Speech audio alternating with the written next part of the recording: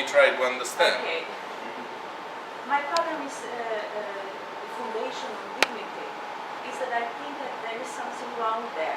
Wrong is a gap between theory and I would call it common sense. I don't know if I can call it this, but I think that theory is always focusing on something that we say that we are special as a species, and so we are looking for dignity or autonomy or something like this.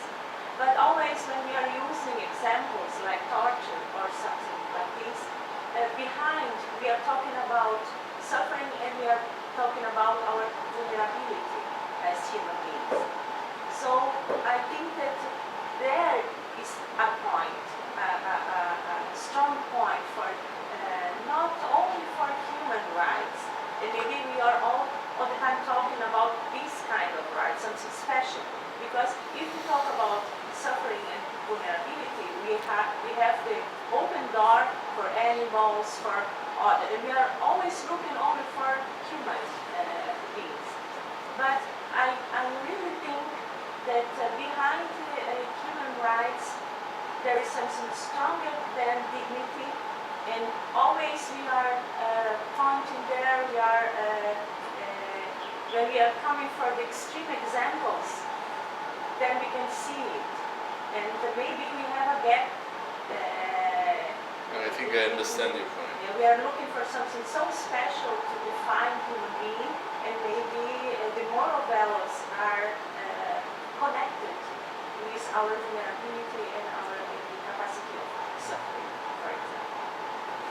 But I think you are saying two things and you are a little bit mixing them together. The first thing you are saying is what should count in a foundation is not so much focus on human dignity but on human vulnerability. Yes. So what is wrong, as I was saying yesterday about torture, intuitively, is not that you are limiting my freedom of movement or that you are not taking into account the fact that I am a moral being. The fact that you make me suffer a lot, that's what's wrong about torture. Now, you are skeptical that by focusing on human dignity, you can account, you can accommodate this deep intuition. The second thing that you are saying is that, which is not completely unrelated actually, it kind of follows from this general focus that you are proposing on pain as opposed to human dignity, is to say that if we focus on pain and vulnerability, then we can no longer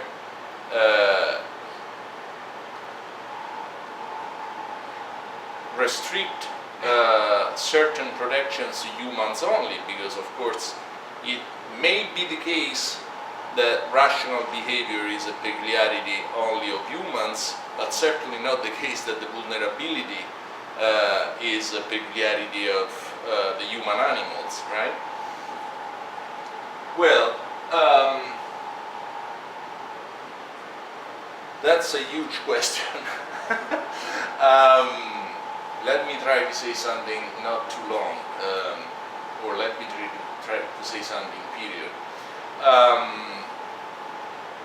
Okay, the problem I have with thinking of human rights in terms of avoidance of pain or protection of our vulnerability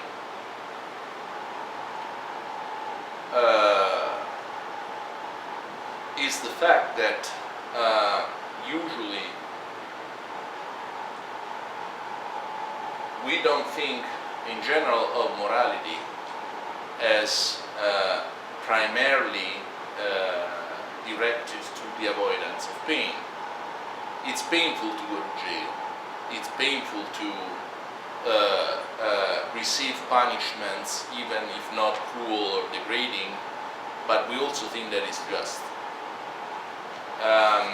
So that's a very simple thought, I realize, but it tells you that the idea of avoiding pain cannot be our guidance in the moral world, and I don't think also in the business of human beings, because you need to tell me when I have a right to have my vulnerability taken into consideration. Um, remember the point I was making yesterday, it's not true that human rights are inalienable. Sometimes you lose your human rights depending on the behavior that you choose to have. It's a problematic point. I mean, Nagel thinks this way. So, my short and very unsatisfactory response to your first point, your main point, is to say that we won't get very far if instead of this kind of moral values we put avoidance of pain. I think that it's not avoidance of pain. It's, pain is an aspect of this that you can. Okay, it's an aspect. But I think that the question, the point is really vulnerability. That in different aspects of vulnerability, there are aspects that are intrinsic, but there are also aspects that are social aspects that we can prevent. So it's not only pain. I understand that pain has also positive aspects, or that we can use pain in a certain way. So it's not pain, but it's suffering. Sometimes I can feel pain, but it's not. It's not unjust. And it's not so big problem. I need to feel. So you are talking about undeserved pain. Yeah. Unjust pain. Unjust. Well, and what I'm Something like this. saying is that in order to make that distinction between just or non-morally relevant pain and unjust and morally relevant pain, you have to step out this focus on vulnerability per se. You have to decide, give me criterion to distinguish between just and unjust pain. The second point I wanted to make is that I am sympathetic with the idea of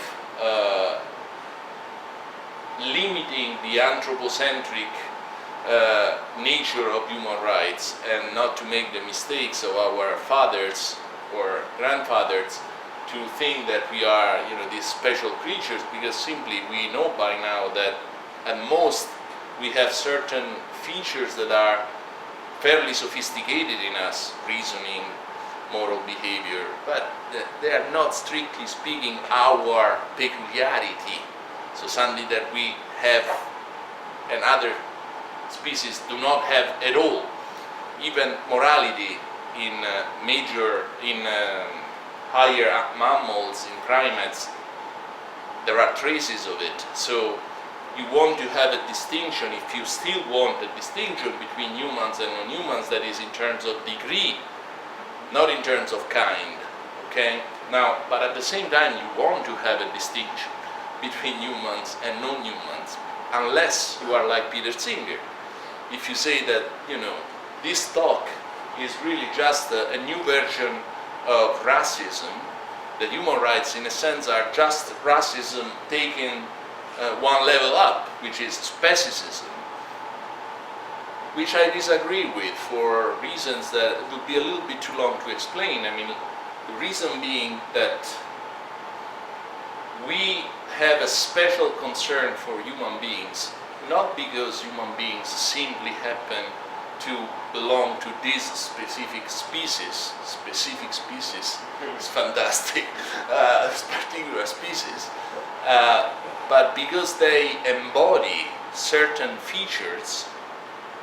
I mean, I would say, for example, capacity for moral behavior, that even non-human entities sometimes embody. So we have empathy for, like just to give you the example of Kagan, we have empathy for E.T., Spielberg's character, because he shows certain things that also humans embody.